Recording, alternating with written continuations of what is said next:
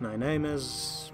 well, I suppose it doesn't matter. Better to omit my name to spare my family trouble that would inevitably follow should this letter ever see the light of day. Not that I expect it to happen, given the circumstances, but nonetheless better safe than sorry. After all, if I will be remembered, it will be not for who, but for what I am. And what I am is a double traitor. To the Commonwealth, I am a traitor for joining General Poniatowski's army in his unsanctioned crusade in search of everlasting glory. And to Poniatowski and his men, my comrades, I am a traitor for sharing our plans with the British. I know nothing justifies what I did, but after all I've seen since we've landed in Scotland, I had to do something. I had to find some way to atone for all the destruction we caused. With every town or village we burned, with every civilian we put to sword, my conviction to end this madness grew, until I finally managed to make contact with British scouts and told them everything about our plans. I told them we are a splinter group and we have no hopes of receiving reinforcements from home. I told them about limited supplies we had and distrust between our men and Scots, who we forced into our service at gunpoint. And in the end, I told them about Poniatowski's plan to reduce London to ashes should our army emerge victorious. I did all this to prevent my mad commander from committing genocide, or so I hoped. Well, now that I look at the fires outside and hear the rest of the staff officers dealing with the British, I suppose I'm the only one to write down the account of our march for London. It went like this. After Newcastle, we marched south, leaving Edinburgh on its own. The Scots or the Irish could take it for themselves for all we cared. Our objective was London, so we marched, and wherever we went the countryside burned, until finally we reached Cambridge, where Britain's most famous university was located. There, Poniatowski ordered us to stop. The weather was getting worse with every day as winter came closer, but he also took a special interest in the university itself. The best way to drag a country down, he argued, is to take out its brightest minds, and so we went to walk, and the halls of wisdom soon turned to ash. It was also at this time when I made contact with British patrols, and told them about our plan to destroy London, and kill every man, woman and child we'll find inside. That information wasn't too useful for our enemies, as most of British forces were still concentrated in Spain and colonies, and after that disastrous counterattack at Edinburgh, they had only a handful of men on the Isles. But nonetheless, they went to work, and the Queen mobilized all the men she could. Thousands of London's citizens were conscripted to defend their capital, and armed with any weapon their masters could find, even old obsolete matchlocks.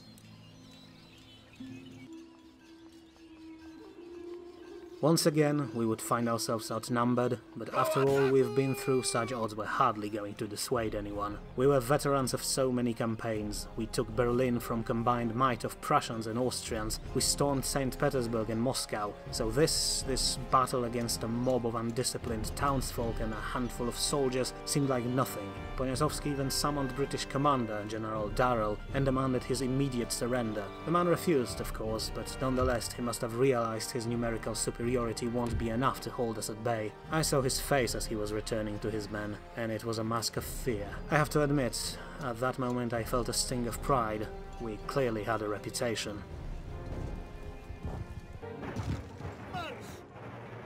It was a dark and ominous day of early winter when we finally saw the outskirts of London, shrouded in the fog. The aura might have been grim and the odds stacked against us, but the spirits were high among the men. Just a day before, we learned about the fall of Holy Roman Empire, death of its Kaiser and execution of our old monarch, August von Wettin, on the main square back in Warsaw. Our soldiers cheered and celebrated long into the night, and when the morning came, they marched forward, with their heads held high. Even Poniatowski seemed cheerful, and some of us actually seen him smiling for the very first time in our careers. But of course, we still had thousands of determined British to deal with to really make this victory feel complete. So, we set to work. Our troops marched forward in several two-company columns across a wide front, with our Scottish allies leading the way. The idea, as Poniatowski said, was to use columns to move faster and to spread our troops across a wider area as to appear as a larger force than we really were. After all, we were fighting hastily armed civilians, so their morale would be the key to winning this battle. If we could break some of them, the rest would surely follow. A good plan, if not for a traitor who related to the British.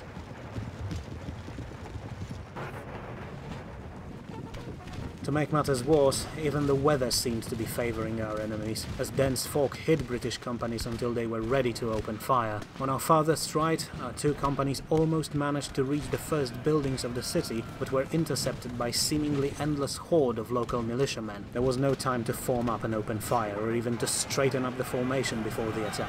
Our officers simply raised their swords, pointed to the British and charged forward with a war cry. The Battle of London had begun, and soon bayonets of our men tasted blood. In the centre, the Scots managed to secure a defensible position in a small forest, where they mounted a heroic stand against thousands of enemies. And on our left, our companies secured a low hill overlooking enemy positions. We were outnumbered in all of these places, true, but it was all part of Poniatowski's plan. With our forces deployed in several locations, the British had to split their army into smaller groups, a perfect target for our cavalry. Too bad we only had a handful of them left.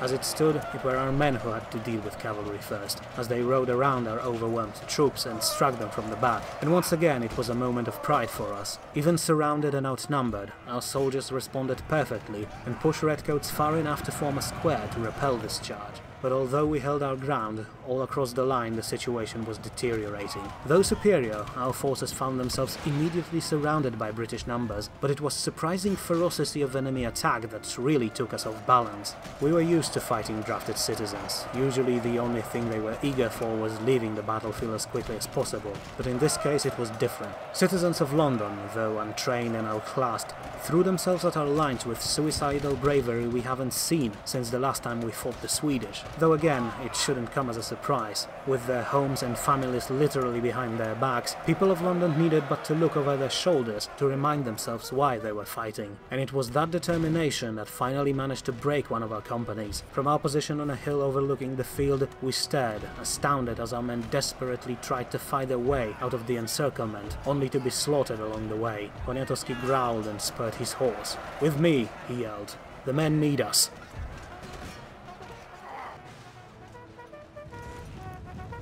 And so we rode, our swords high, and soon we clashed with a militia company that blocked our path. Normally, a frontal attack against bayonet-armed soldiers, even untrained ones, would be a suicide, but Poniatowski rallied us with a war cry that sounded more like a roar of some legendary beast than something a mortal man would be capable of. He was one of the first to crash into enemy line, and immediately began hacking away with his sword. And I must admit, looking at him in that moment made me realize why people across the world fear our commander. He seemed unstoppable, as if none of our enemies could muster enough courage to even try to attack him. But our general and his bodyguards, myself included, had no troubles with fighting, and soon our coats became heavy with British blood. We pressed forward, for we still had a chance to win this battle. But although British soldiers died in hundreds, soon we realized that more and more of our companies were pulling away. It was difficult to tell whether the dead we saw on the ground were our men on the redcoats, but the clash of battle around us grew quieter with every passing moment. Our cavalry, that originally intended to outflank enemy positions, suddenly found itself as the only obstacle between English mobs and our retreating infantrymen. Seeing so many of my comrades falling all around me, I had second thoughts about my betrayal, and so I approached Poniatowski again, begging him to see reason. It did not go well.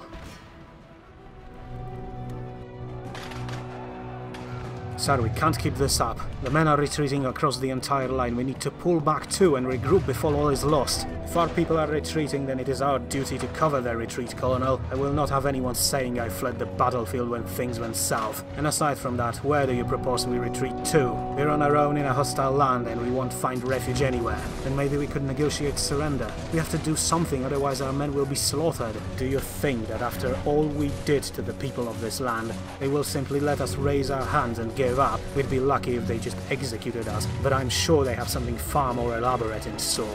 No, Colonel, we cannot retreat and we cannot surrender. The only way here is forward, and we are doomed. There's no way we could take them all on. Take heart, Colonel, we're not dead yet, and as long as we draw breath, victory is in our grasp. But even if we fall, even if we die, then at least we'll go to our deaths with our honor intact. We're not doomed, man, we're saved. Saved? Saved from what?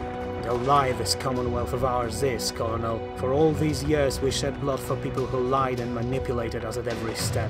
At least we can end our story on our own, without them meddling in it to suit their needs. What are you talking about, sir? The Assembly, Colonel, is a lie. This group of men who supposedly rose up against old nobility are mostly highborn themselves. A good Prime Minister and Secretary of War were once landless nobility, who cooked up this revolution to place themselves on the top. The Minister of Finances was a merchant so deep in debt with magnate families, he committed himself to their cause because it was the only way for him not to go bankrupt. And the Minister of Justice, the man responsible for Ministry of Public Decency and a decade of terror, was once member of King August's secret police. Only late Poleska and Leśniewski were truly lowborn, probably manipulated by their co-conspirators as well. I know how this sounds, Colonel, and I found it hard to believe too. But Lempicki, good old Lempicki, found proof. Nobody treated him seriously because of his ex-watchman status, but he used that contempt to dig, and what he found out truly showed me who our new masters are. In his last letter sent from Stockholm, he showed me everything.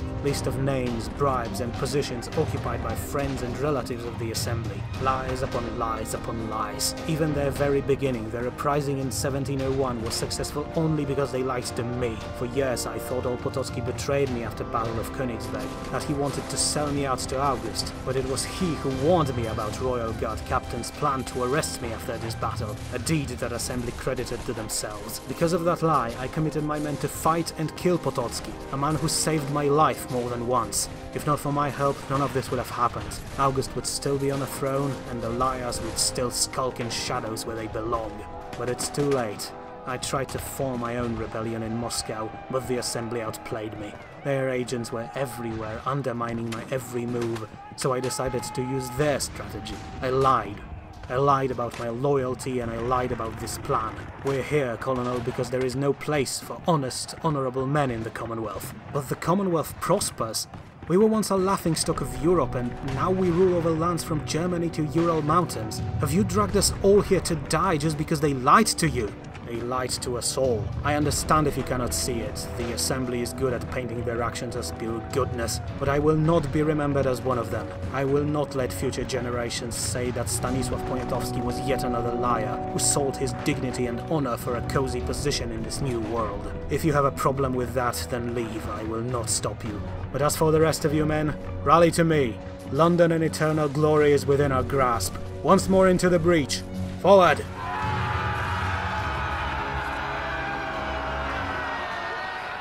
We rallied, we fought back. For every man we've lost, we killed 5 British soldiers, but it was not enough. Despite their corpses piling on the field, our enemies kept pushing forward, sometimes losing a dozen men just to take a stab at one of us. Worse yet, enemy commander proved too elusive, and our exhausted cavalry was unable to hunt him down, and he continued to ride across the field, rallying his men. And with that encouragement in his ears, one of the redcoats, the true ones, not the conscript, took a wild swing at our great general and killed his horse. All of us who were still alive, we froze when we saw it. To this moment, when I close my eyes, I can see their bayonets raising, then lowering, raising, then lowering, raising again, covered in blood, and lowering. It was over. The man who brought us here was dead, and our enemies shouted a cry of joy. For them, a madman who threatened their homes was no more. For us, our great general, the most brilliant military mind of our times, was no more. And I suppose that back in the Commonwealth, several people raised a toast. For them, the man who could threaten their ambitions was no more. The only side effect would be the fact that now we were all about to die with him, so we did the only thing we could. We turned around and fled.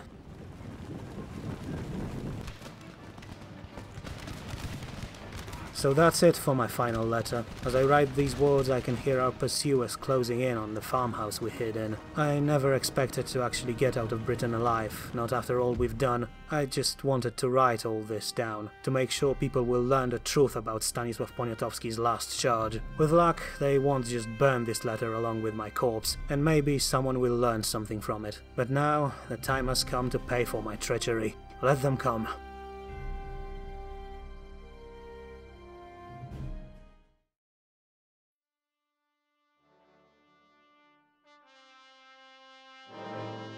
Gentlemen of the Assembly, we have gathered here today to witness the testimony of one Roman Szembek, a self-proclaimed admiral of so-called Northern Fleet. Hopefully, this meeting will shed some light on the events that transpired over the past few months. Mr. Szembek, you may begin. As you wish, but perhaps it would be better if you asked your own, suspiciously absent Minister of Finances about this. He was the one who cooked up this plan. Me and my crew were only hired to sail the ships he built. The actions of Minister Daniłowicz are not the subject of this meeting, Mr. Szembek. You'd do well to remember that. We want your account on this entire operation, nothing more. Afterwards, the Assembly will decide whether you too should be considered a traitor. Very well.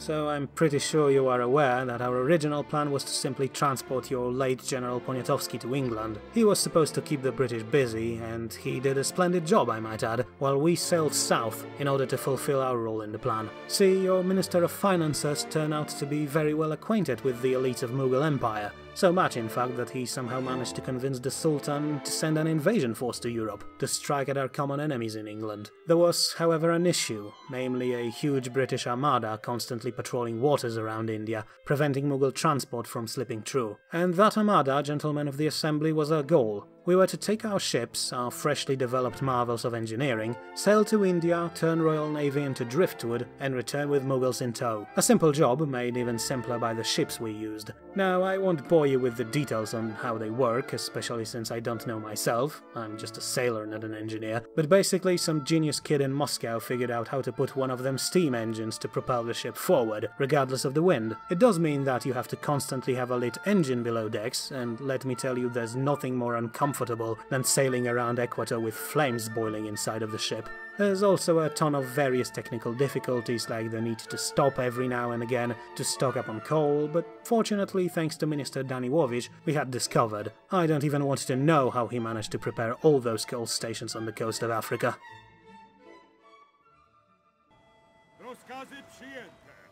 But back on topic. We sailed around Africa without incident, but as we approached our destination, we realized there were no Royal Navy in sight. We even encountered some Mughal merchant ships on the high seas, and from their captains we learned that one day, some 2 months ago, the British Armada simply sailed away. They had to resupply from time to time, of course, but usually they just sent 1 or 2 of their ships back to one of their African colonies to bring fresh supplies back. But this time they all vanished during a single night. I was afraid that someone might have tipped them off about our plan and they sailed to intercept us along the way, but we haven't seen anything that would indicate that. So we had to put away solving this mystery for later and sail for India. And I have to admit, I was taken by surprise when we arrived. I was told to expect an army that would travel to Europe to help fight the British, but I never expected to see what I did. The entire city of Satara was packed full with soldiers of the Sultan, and the surrounding countryside was turned into a gigantic army camp. I have never seen so many armed men in one place, and as it turned out, it was only a first wave. Day after our arrival, we spotted several columns of dust moving on the horizon. By noon, those columns moved closer, revealing even more soldiers marching to link up with their comrades. The first troops marched into the port in the evening, and over the next 2 weeks the stream of Mughal soldiers never once stopped, even for a minute. I ordered my men to try and count them, but they've lost track around 200,000 men. Most of them weren't exactly on par with proper European troops, but with such numbers it matters little. The Mughal Sultan mobilized all his forces for this operation, and as his ally, I was happy to see such overwhelming force, soon to be thrown against our enemies. But on the other hand, I was also worried. We were about to unleash a horde that could rival Mongols in the ages past. But what surprised me the most, other than the number of soldiers of course, was the amount of native Hindu men in Mughal army. With Maratha rebellion crushed less than a decade ago, I fully expected a certain level of resentment between people of India and their overlords. And instead I witnessed, well, maybe not camaraderie, but at least tolerance. And after inquiring further, I learned that you, gentlemen of the Assembly, are, at least in part, responsible for it. All those merchants you sent to India were all preaching about the Commonwealth. And though most of the locals simply dismissed their tales, some listened.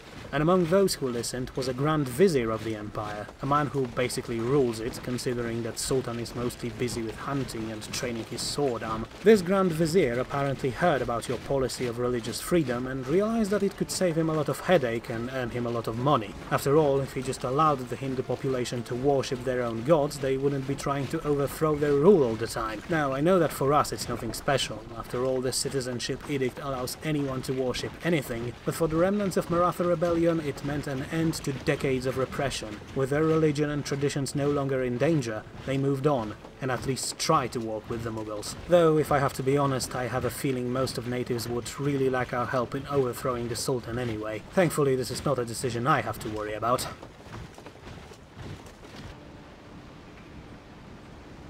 But back on topic. When the army was finally ready, we sailed back for Europe. The men were on edge, constantly expecting Royal Navy to show up out of nowhere. I must say I lost some nights of sleep as well looking into dark waters, afraid they might reveal British ships speeding towards us in battle formation. But nothing happened, and as we approached Madagascar, we learned the truth behind this mysterious disappearing fleet. At first we spotted a pile of driftwood on the sea, then some more. Soon it was impossible to sail without ships bumping into piles of wood, and as we reached the island itself, we were greeted with a terrifying visage. An entire shore covered in wrecked ships, the beams and supports looking like a graveyard of ancient monsters. And in between the wrecks, we found a huddled, terrified group of survivors who told us about the end of British Armada. They were indeed aware of our mission to India, and their admiral ordered them to sail towards Cape of Good Hope, where they planned to stop us. But as they were close to shores of Madagascar, a massive storm came, and within few minutes most of the armada was either below water or crashed into the shore.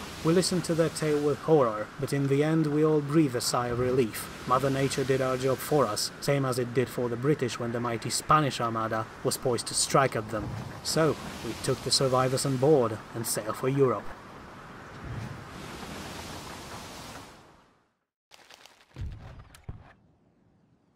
And as we reached familiar waters of the coast of Morocco, we learned just what kind of impact this disaster had on the British. The sea lanes were once again full of merchants, and from them we learned about everything that happened during our journey. We heard about Poniatowski's death, we heard about dismantling of the Holy Roman Empire, we heard of unrest in Spain and the colonies that threatened British internal stability, but most importantly we have learned that now they only had a single fleet that patrolled the English Channel as the island itself was busy with rebuilding. We immediately knew what to do. If we could destroy that fleet, then our Mughal allies could land wherever they wished, a move that surely would be enough to force Britain into accepting a peace deal.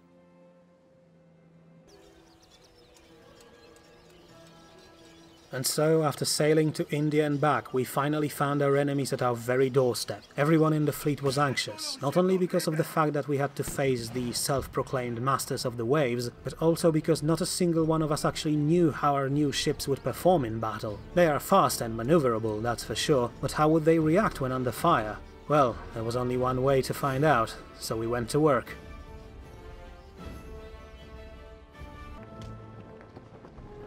This time, however, nature was on our enemy's side, and as the fleets sailed close to each other, the wind suddenly changed and started blowing in our faces. Normally that would be enough to call this attack off, but these new ships do not care about the wind. With fire roaring below decks, they surged forward with speed that must have confused our enemies, who saw these contraptions for the first time. And come to think of it, that element of surprise was probably decisive in this battle. From their perspective, the British must have seen a bunch of small frigates that belched columns of smoke into the sky, a clear sign that something was wrong with our ships. We must have looked like some sort of suicidal fleet of fire ships and commandeered fishing boats, nothing compared to the mighty 5th and 4th rates of Royal Navy.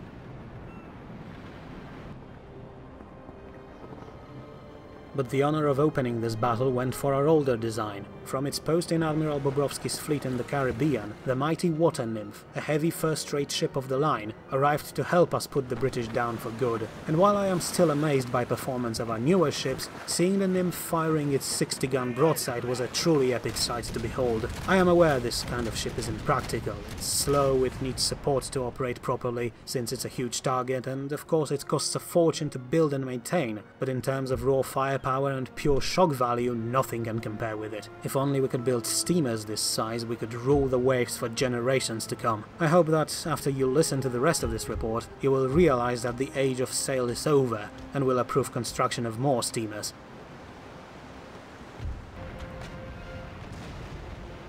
With the water nymph taking on the brunt of British attack, the rest of us began to move towards enemy formation to envelop it. We knew that once we passed their ships, they would lose all advantage the wind gave them, and would become easy targets for our guns, but still the British were confident. Our ships were smaller than theirs, so in their eyes, they surely couldn't pose too much of a threat. But that's where our second advantage came into play. While most of the ships today are equipped with 12, 24 and 32 pounder cannons to strike a balance between firepower and speed, our steamers were instead outfitted with 64 pounders, a design we took from the Ottomans and adapted to use on the ships. They are unwieldy and take long to reload, but when they fire, they rip enemy ships to splinters. We did some testing barrages on the way home, and the firepower of a 30-cannon steamship turned out to be only slightly weaker than that of a 120-gun first-rate. Sure, a steamship can take a beating like a first-rate, but for the money you'd need to build one, you can set 4 steamers to the sea, and it's more than enough to sink an island, let alone some floating fortress. But that wasn't the last surprise we had in store. See, 4 of our ships were outfitted with a weapon designed by Poniatowski and his artillerymen back in Moscow, rocket launchers. They were just wooden frames you could use to prop the rockets themselves in a correct angle, and, at least according to the creators, the rocket themselves would be enough to fill the sky with fire and rain death upon our enemies. There was only one problem. We test-fired them in India, and while a bit unreliable, they seemed like a truly dangerous weapon that could blanket a large area in flammable shrapnel. Point is, they were designed to be used on land, and as a result, once they were placed on an unstable decks of our ships, their accuracy quickly went from questionable to just completely random.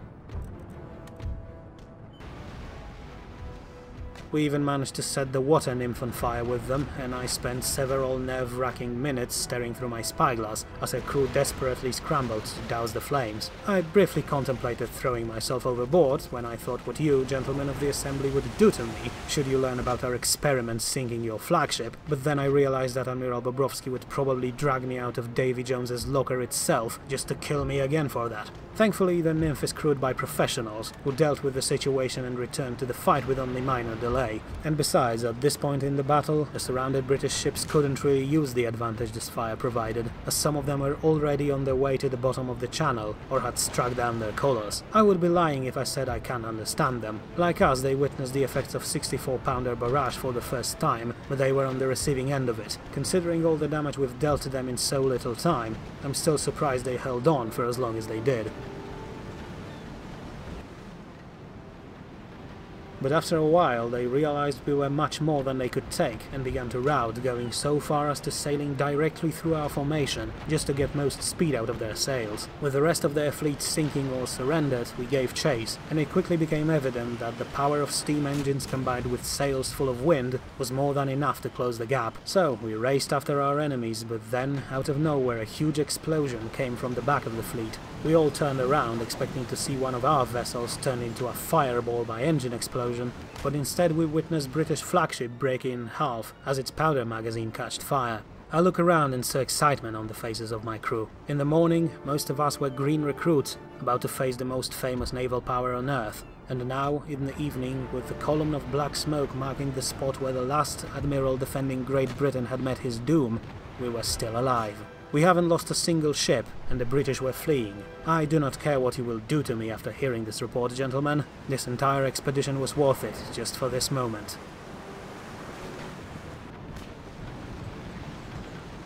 So, I suppose that's it. We chased down the remaining ships and either sunk or captured them. After seeing their admiral go down in flames, the British lost their heart, and most of them eagerly thrown down their colours. We rounded them up, packed them into rowboats and pointed them in direction of Britain, and as they began rowing their way home, we took all their ships and set them all on fire, to show everyone that the reign of Royal Navy was over. Then we all got drunk, sailed back home and dropped anchor in Gdańsk where, as you said it, we surrendered to the rightful authorities of the Commonwealth. You know the rest. Wait, no you don't. You don't know about a single ship we sent back to the Mughals anchored off the coast of Morocco. After all the time it took you to organize this trial, I'd say we should be hearing about their invasion very soon.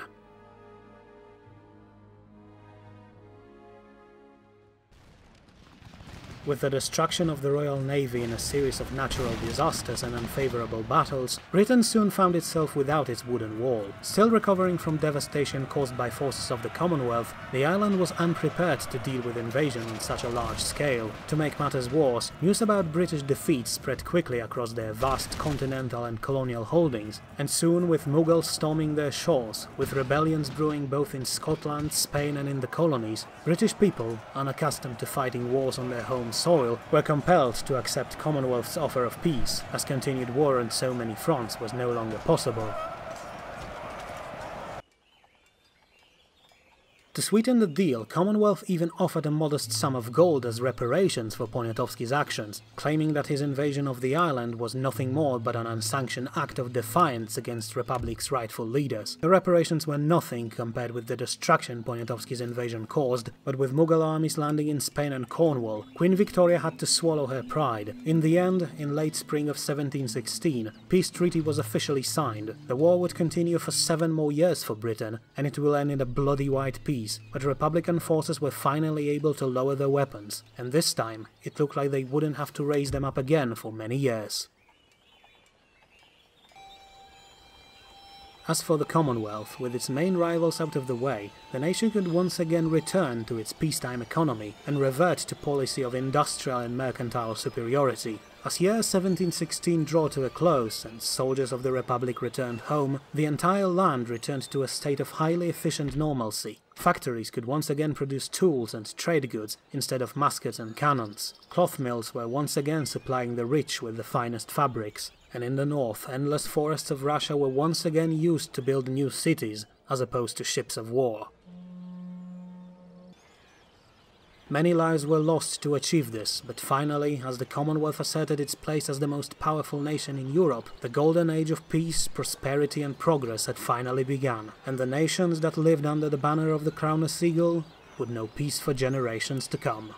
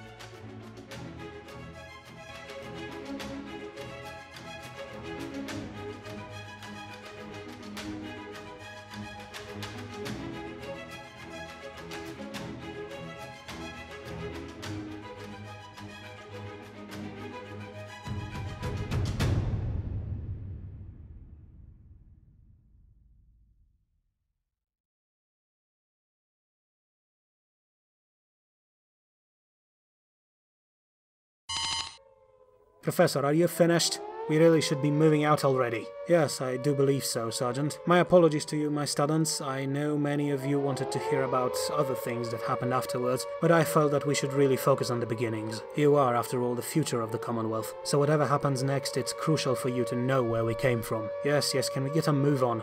The buses are already waiting downstairs. If we're lucky, we might even survive all this mess. Of course. Class dismissed, everyone. It's been an honor to act as your teacher for this last part.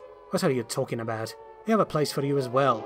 Indeed, but I am not going. I have already done my part, and I'm just too old for another mad dash into the unknown. The future should belong to young and energetic, not old and tired. As for my place, I'm sure you can find some unlucky kid who pulled the short straw along the way. It will be much more useful than dragging me with you. As you wish. Good luck then.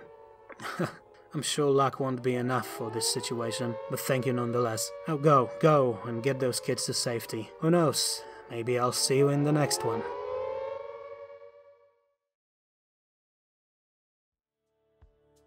So, it's over. 25 episodes and almost 1 year, and the Crownless Eagle is done. And let me tell you, ladies and gentlemen, it's been one hell of a ride. Before making first episode, I had no idea how to make videos, and admittedly I still don't. I had to learn everything from the beginning: recording, editing, voice acting, etc. I'm especially happy about voice acting because, to be honest, I never had much opportunity to actually speak English in my life, since it's not my native language, and making these videos was a great chance to shore up what I learned in school.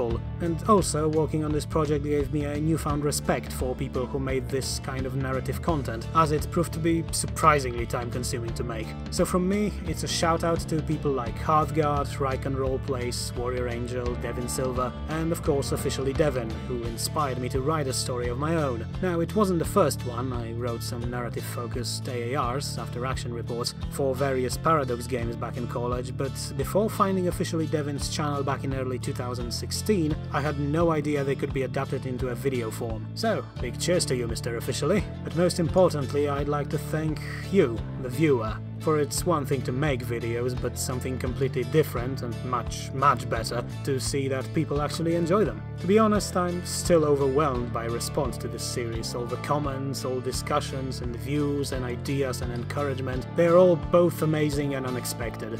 I just don't know what else I could say, so let me just say thank you once again. We wouldn't be here if not for you. Now, one game-specific thing I wanted to mention was the absence of most iconic Polish-Lithuanian unit, the Winged Hussars. See, officially I intended to hype them up as the campaign progressed, and only use them in a last battle, sort of a Rohan charge coming over the horizon. I actually wrote several story bits that hinted about Hussar's possible return, but in the end nothing came out of it, because as it turned out you can't recruit Winged Hussars as a republic, so I was left without the most recognizable company Poland ever fielded. I tried to find some solution for this, but unfortunately the only idea was to force yet another revolution, reinstate monarchy, recruit Winged Hussars and revert back to republic. But that would have been very time-consuming and difficult to hide behind the scenes, so instead I dropped the idea of Hussars altogether and decided to find some other way to steer our republic. Some way that wouldn't be the plain old "we have biggest boomsticks so we win." After all, the real-life Commonwealth was pretty damn strong in terms of military, but it still was unable to defend itself. So I decided to turn the republic into industrial and economic powerhouse, a nation that simply wouldn't need a strong army because it had no need for it, because it's simply too important to everyone everywhere. Basically, I turned Commonwealth into Ankh-Morpork from Terry Pratchett's Discworld books. You know, with all that "we paid for your helmets, we made all your shoes, we own all your generals, touch us and you'll lose" kinda anthem. And that opened up an opportunity for some skimming, which is always a nice counterpoint to all the military talk. Now, if you have some behind-the-scenes questions, just ask them in the comments, I'll do my best to answer them. So, there's really only one topic left: future. I plan to go for a little vacation from storytelling, which is to say I'll stay at home and play all the games I had no time to play during this last year. I mean, come on, have you seen Divinity Original Sin 2? That game looks like it could devour months of my time. But the vacation won't take long, otherwise voices in my head will pester me to no end, so here's the plan. I wanted to make a different kind of video for quite a while now, but in the end I decided to put it off, at least for a while. But now, without Crownless Eagle occupying my brain, I can finally finally focus on it, and it should be ready just in time for my channel's first anniversary. I won't spoil what it is, but let's just say it's not narrative. But that anniversary vid won't keep the voices quiet for long, so I'll start making another NLP relatively fast. Expect something in early November, I think. The deadline will be, I suppose, 11th of November. Should anything change, I will let you know, but hopefully this time I won't have to deal with 10 million issues popping up every week. Now, I also wanted to maybe keep the channel alive for that month by making some regular Let's Plays, but in the end nothing came out of it.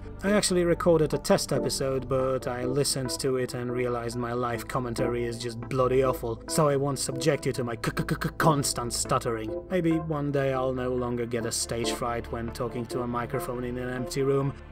Alright, so I guess that's it. We made it to the end of this chapter, though as some of you might already figured out, the story itself is not finished yet, not by a long shot. So to sum it all up, stay tuned for an anniversary video on October 1st, and expect a new series sometimes in November. The final deadline is November 11th. And once again, thank you all so much for watching, and remember, the future is right there in the stars. See you next time.